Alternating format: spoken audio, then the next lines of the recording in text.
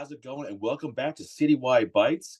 I hope you're all having a great time as always. For this episode, we're going to be talking with a band that kind of came to our attention through a recent Citywide Blackout, the Blackout Collection playlist we have up on our Spotify page. We're joined now by the founder of the band Imaginarium, which I guess is a great band, a great band name.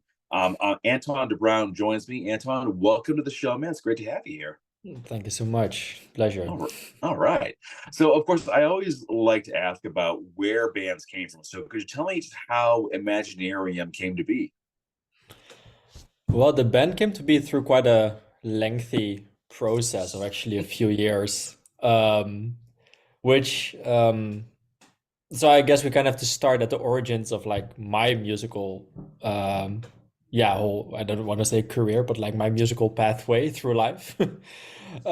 Which is quite strange because I mean I'm from Holland, the Netherlands. Grew up in a family of a Finnish mother and a Dutch father. But when I started discovering music by myself, I really fell in love with Jamaican music when I was about 13, I think. By no means of any parent or anyone around me. I was like the only one who discovered it kind of around me. And it always just sat there in the back, and then I started my formal studies doing jazz music and classical music and all of this. And it was just always there. I listened to it by myself at home, on the bus, wherever.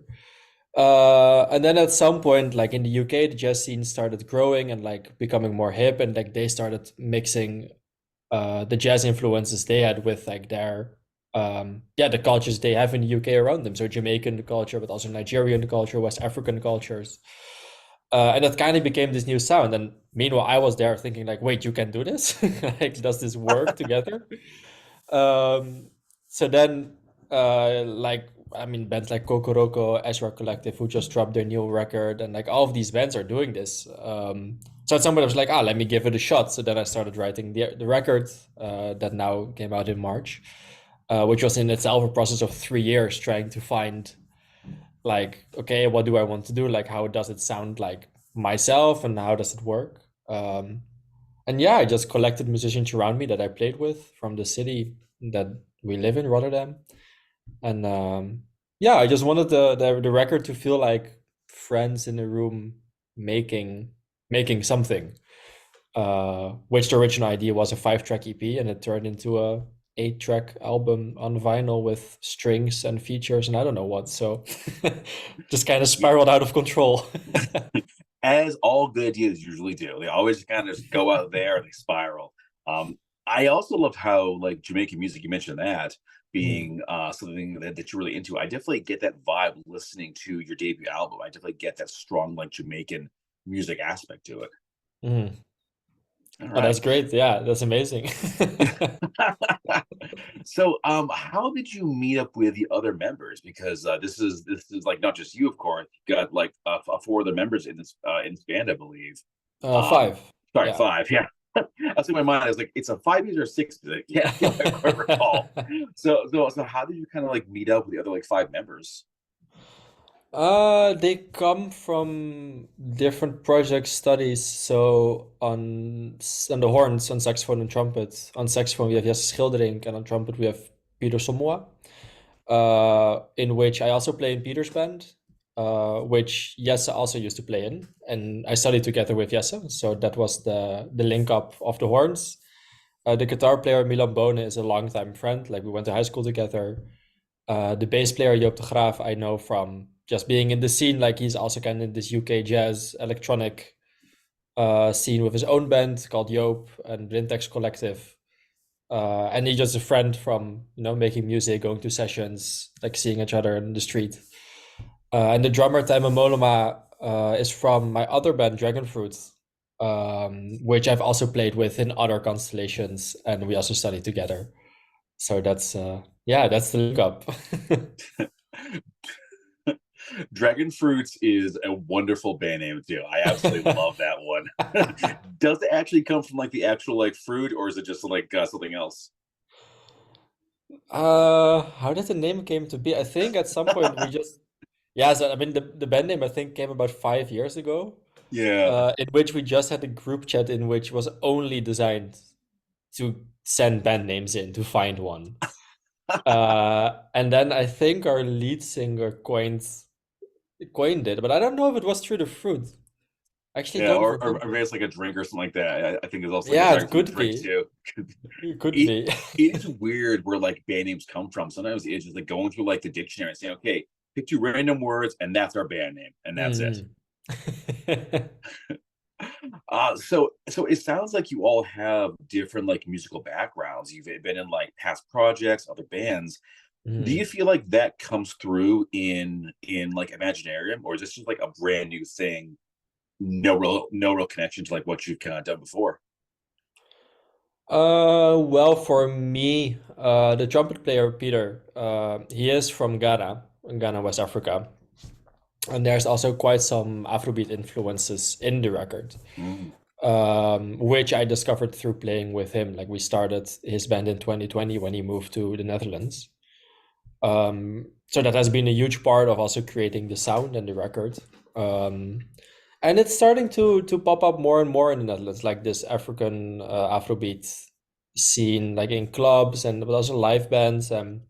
It's gaining traction, or like it already has traction in a lot of clubs, and now like the live scene is also kind of catching up to it. Um, so everybody, like also the bass player Joop, he plays with a former member of Orchestra Baobab. Um, so there's like a lot of connections to the music from other projects, and we just kind of poured it all into this one thing. Cool. Now I want to ask a bit about the music scene where you are, because I love Mhm. kind of like learning about like what's going on there. So you mentioned that Afrobeats is pretty strong. What other genres would you say are kind of like the main things where you are? It kind of depends on the city. Like the Netherlands is a funny country because we're a very small country. Like from Rotterdam to Amsterdam, it's an hour drive. If I drive to the north, and if I drive an hour south, I'm in Belgium, and if I drive 2 hours east, I'm in Germany. So we're a very small country. Wow, that's Um, kind of nice to actually kind of go to all these like different places just like on a whim. Yeah, it's very easy for us to play abroad because it's so close. Sure, Like yeah.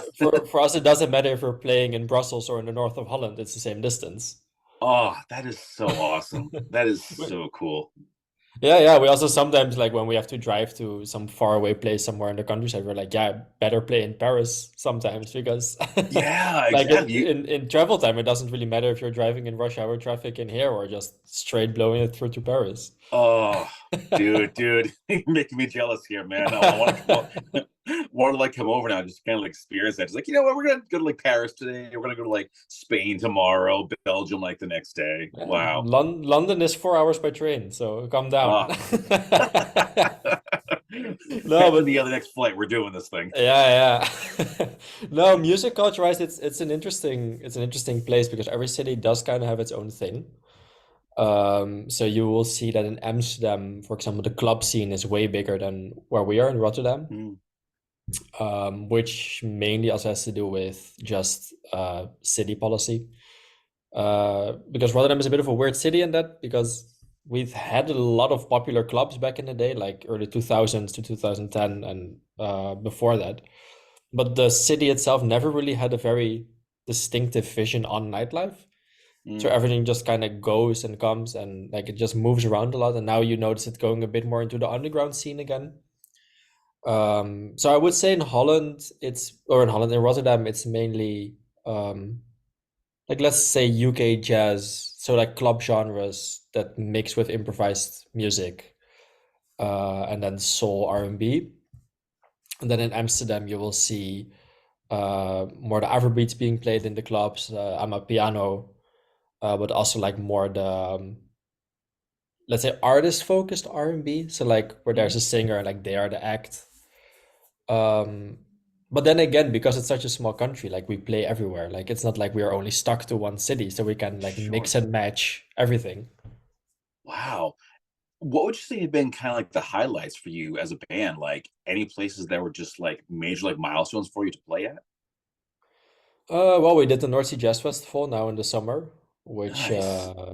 yeah, I mean it's an amazing festival. I think it's one of the best festivals in Europe. Because there's basically no wrong room you can walk into. Like Maybe it's not your taste, but like it isn't bad. Uh, Yeah. like Oh, it's just such an amazing hang, and like everybody from all over the world is there, and everybody's just hanging out, which is always really nice. So for sure, North Sea Jazz. But now last weekend we did a gig in Rotterdam in our hometown where we played in it's like a skate park, but we were like on the floor, so like it's people all around you, which for the music actually really cool because you never really see that setting for improvised music. Like sure. because like one of the goals of the band is kind of remove improvised music from its elitist connotations, if that makes sense. Like Mhm. very, very short. But yeah, so like that's like the closest you can come, like returning it to the street, just playing on the skate park in the middle of a city, surrounded by the ring roads and the high buildings with people around you, like better, like true block party style. Yeah, that sounds awesome, man. That sounds very cool. Now, are you currently playing out now? Are you thinking about like touring at some point? Yeah, we're now writing the second album, which is going to be recorded in December. Um, Oh, nice. and then, yeah, we hope to go a bit into Europe next year. So I'm working on getting some features from other European cities. So we hope to play in Berlin, tap into the reggae dub festival network in France. They have quite a big scene. Um, yeah, and just kind of spread the music like slowly and Yeah, surely. that's that is the way to do it. I think so. What goes into like a booking your shows? Because over here in the States, it's kind of like you find a venue, you call them or email them, say, "Hey, I want to like join a show. You got like a spot for me?" But how's it work with you? Well, we have a booker. Oh, there you go. That's easy. That's a very we have a booking agent, so that's a very Very nice easy. There thing. you go. You say, "Hey, uh, get us here, make it happen." yeah, no, I mean I meet up with him like every few months just to talk about how it's going, like what are our goals, what are we doing, what are we finding, what is he finding, um, and through that, just kind of make a plan. So yeah, now another meeting is due, so then we're gonna talk about this whole Europe plan. But he's a Dutch guy who also brings a lot of West African bands, like actually from Ghana to Europe. Like J. de Amboli used to be the booker for Ibo Taylor, Pat Thomas. Like he did all the high life legends.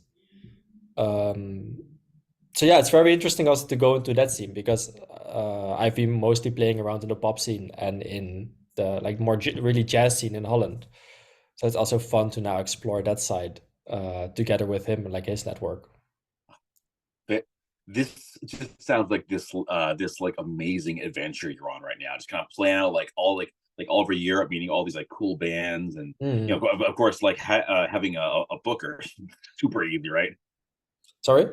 Having like a booker, I mean, that's gonna make things like so much like easier for you. Yeah, it's just way less hassle, and because Yeah. I mean because I played in quite some projects and like released quite some music because I'm also producing all the music, mixing it. So I do have like quite some context of myself. So at the end of the day, most of the people in Holland where he's booking are also like friends of mine, like especially in the cities. Um, yeah, so it's just like seeing where everybody can help each other out, and it's a very yeah, I don't know. It's a very nice thing to be in. Just like it feels Yeah. more friendly than like business. I know that from the States, I think it can be very business oriented and very hard, Mm-hmm. which of course still counts here. I mean, everybody has to pay their bills at the end of the day. Yep. Uh, but I don't know. I always feel like it's a bit more like just humanity and like it's a bit more unfriendly basis as well. Like you can have a beer after. Oh, exactly. Perfect. Yeah. Okay. Let us talk about your debut album. This was released Mhm. back in March. A Yeah. great collection of music. But I gotta ask, who did the cover art? Because that is some sick cover art. Yeah. It's by I also have troubles saying her last name, Astrid Martirosyan, which Ooh, is it's a Dutch graphic designer. And yeah, it's actually it's a real painting. It's a real drawing. Like we specifically went for like doing everything on paper with pencil, then tracing it with pen, scanning that in, and then coloring it digitally. So it like would really have this yeah handmade feel to it.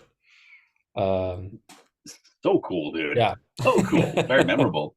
But Yeah. I want to also ask about the sound of the album because, as we Mm. talked before, everyone's got their own backgrounds. What goes into just like devising the songs? It's usually me in my basement studio till 5 in the morning trying to figure everything out, and then bringing it to rehearsal, and we're just figuring it out together. Like, of course, I can write bass lines and drum parts, but I can never make it the way a drummer would make it. So usually I program the drums, play bass myself, and then we just bring it to the rehearsal, send it up front, like, hey, check this, and then we'll make it. Um, and yeah, sometimes it goes up front, and I mean, probably you've listened to the record like Kaleidoscope, the super Mm. fast 5/4 that has been written 48 hours before it was recorded. Uh, so sometimes it's just like, I'm missing something. Let me do this. Yeah, Oh my God. All right. Well, folks, we are coming down to the end of this conversation, but of course, we're gonna wrap it up with what is next for Imaginarium. second album. I mean, it's all released on our own label, Sundown Recordings. So we're just gonna keep pushing the music, keep pushing the culture, and hopefully catch you all at the show sometime soon. As I would love to come out to the States to spread it there. But if you're in Europe or you're coming down to Europe, feel free to visit anytime. Yeah, yeah. And what can we expect with the new album? It's gonna be a collection of songs that it is, I think, gonna be more into, like, let's say, club music. I think the first record has been more of a collection of personal songs, like that carry a bit more of a story, in which, I mean, funnily, you mentioned the cover art, and every song you can find back on the cover as a character. Oh my God. So Oh my every God. song has like a little story behind it, um, and you can find it on the cover art. So I think the second record will focus a bit more on just good vibes, spreading energy, giving energy. And we're also going to be working on making some dub plates. So, like, in the Jamaican tradition of having an A side with a song and a B side of a dub mix, which will be released separately from the album. So yeah, it's going to be a lot of music, a lot of work, but a lot of fun for sure. It sounds it, man. Sounds it. All right. Well, Anton, it's been a great talking about Imaginarium and your sound. And folks, if you want to check this band out and you haven't already, well, get on that stuff. Okay, Imaginarium. You find them on Spotify, real easy. Check them out. And certainly, Anton, looking forward to the next conversation. For sure. Same, man. Thanks so much. You're very welcome. All right, for the folks at home, thank you so much for checking us out. Certainly, follow the socials, Citywide Blackout on Facebook, Citywide Max on Twitter and Instagram, and we will see you all